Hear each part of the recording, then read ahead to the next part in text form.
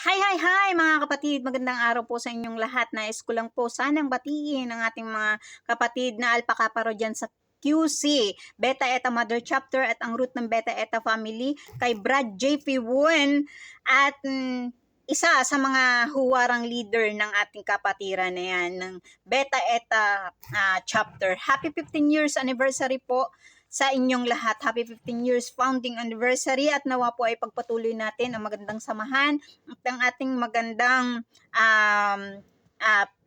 kapatiran. Ang pagkakaisa ay lagi nating isa puso. Ayan. Mga kapatid, saludo po ako sa lahat ng mga kapatid natin na bumubuo ng Beta Eta Chapter. Ayan, mabuhay po tayong lahat. At ingat po, lalo na po dun sa mga taong hindi iningatan. Ayan. Advance Happy New Year and belated Merry Christmas na rin po. It's me, DJ Honey ng Poimos Online Radio at under po ng Satwa Chapter, Dubai UAE Council. Ayan.